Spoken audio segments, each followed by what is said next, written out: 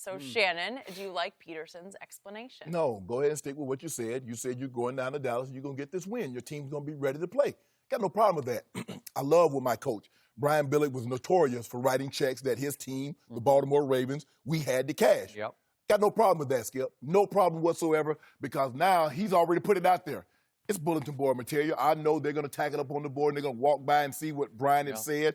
And that team is going to be ready to play. So we knew we had to be on our best behavior, or as we say, our worst behavior, because we was going to meet fire with fire. Jeff Fisher once says we're coming to the game with a 2x4. Well, we're going to build a house with your asses. That's what we're going to do with them 2x4s. Yeah. So you come ready to play. We're going to be ready to play too. I like it. I like it. Doug and Pete guaranteed to win, and I'm backing him up. So you be ready. So you're saying he did guarantee a win? Guaranteed it. Quote from Doug prediction yesterday. Never said guarantee a win. I'd never do that. That was in his backtrack. Yeah. You know? Guaranteed it. Never said guarantee a win. Huh. Yet I just heard him say, we're going to go down there and win the football game. That's what he did. That's what he did. So that sounds like guarantee. Yeah, that's what he going to do. Yeah. Guarantee-ish. What he supposed to say? Okay. Are we going to go down there and lose? Well, his point to the reporters later was, I want to show support of my football team. I want to show I have confidence in my football team. That's right.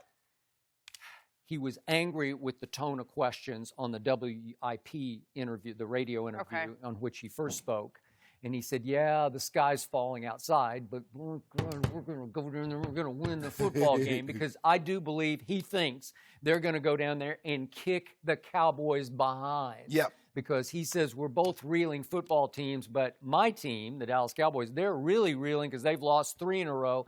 And I think he's seen enough game tape so far to say, that's a dysfunctional group, man. They're completely overrated. They don't believe in their coach.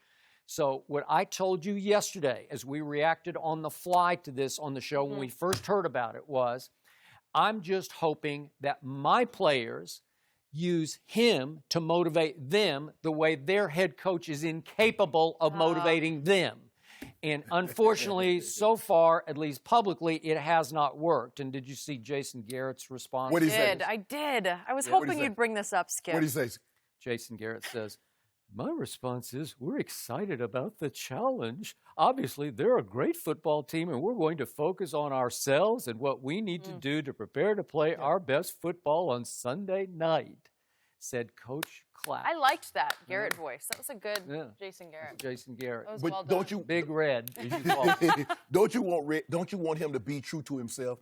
That's who he is. Okay. So there are a bunch of player quotes in USA today, and none of them were very good because they were taken on Coach Clapp's personality. And even Michael Gallup said, if you need a coach or anybody else to fire you up, I don't think you really should be playing in the first place. Yeah, see, that's not what he said.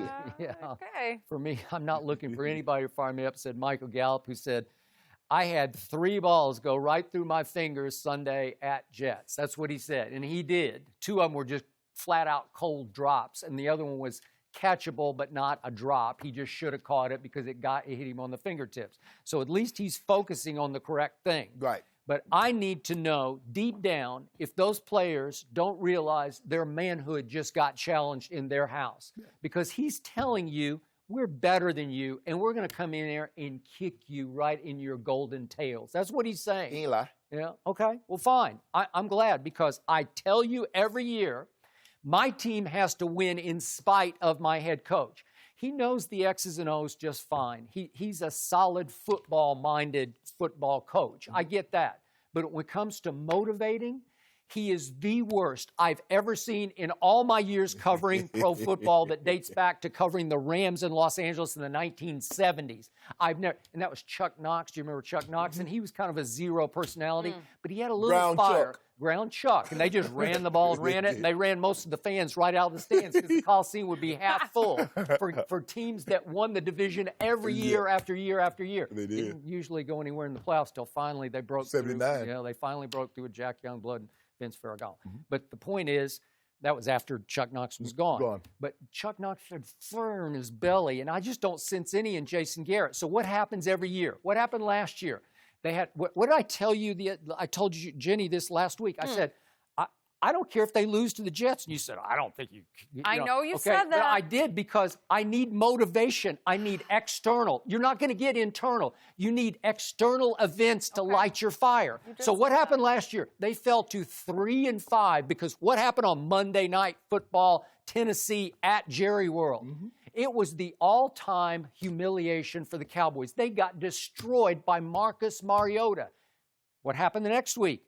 They went to Philly quietly. They kind of snuck in the back door, right, of stadium in Philly, Link, and they won. And they took off. External motivation, because they finally just said, you know what? We're embarrassed. We're going to do this ourselves. Watch this. We're going to go show you we can play.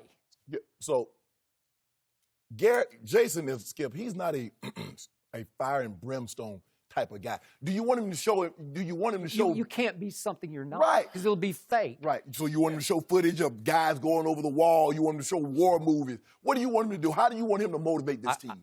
I don't, because he's incapable. I don't even want him to try. Some guy, Jimmy Johnson was as great a motivator as I've ever been around. The players walked in fear of him because you saw what Dougie Prediction did yesterday with Zach Brown. Yeah. I think he blames Zach. I know he hasn't been playing the level they expected because he's a talented guy, man, Zach Brown. But again, I think Dougie Prediction took it personally that he took a shot at Kirk Cousins because it looked like it motivated Kirk Cousins. Yeah. Now, Cousins said after the game, I tuned it all out. I don't even know what you're talking about. Do you buy that? No. Probably not. He probably knew a little bit. Did Kirk play maybe his best game of his career? Probably. Finally. Right? Finally. No, he did. Finally. Good. He just threw the heck out of it. Was it out of watch this motivation for Zach Brown? Maybe. And so Dougie P just whacked him. Right. And that's what Jimmy would have done. Right. Okay, you're gone. Right. You know, whoever it is, you're gone. And what did Jimmy Johnson do? It was actually 2 days before the NFC Championship game following the 1993 season. It was San Francisco at Dallas. For all the marbles, go to the Super Bowl, which was going to be played in Atlanta. What did he do? Called a radio show and said, I guarantee we're going to win the game. He called a radio show, put it in big, bold headlines on the front page of the Dallas Morning News. I guarantee it. Yes. And Nate Newton told me after the game, he wrote a big old check we had to cash. That's it. Okay? But that team was really, really good. And that was the thing. When I was in Baltimore, Skip, Brian says, I don't care what you guys say. He said, just know we got to go back it up on Sunday. Yep. So you say whatever you want to say. You get into a bar with whomever on the opposing team. Just know we got to cash these checks on Sunday. Okay. My coach says, we're going to win this game. We got to cash that check on Sunday. Okay. Are the current Philadelphia Eagles as good as the 1993 Dallas Cowboys? No, not. Yeah, nah. Is this like a 50-50 game? Yes. And the spread's Cowboys -3 for home field. We're going to discuss that spread in just a few minutes on this show. But it's even, Steven. It's a level playing field. Correct. So now I'm about to find out what my team is really made of. Right. Their manhood got questioned. I'm coming in there and kicking you right in front of all your fans and on national television on Sunday night. Thank you for watching. You can subscribe here to get the latest from the show, and be sure to check out more of the best clips from Undisputed, or go watch a few other segments from our other shows on FS1.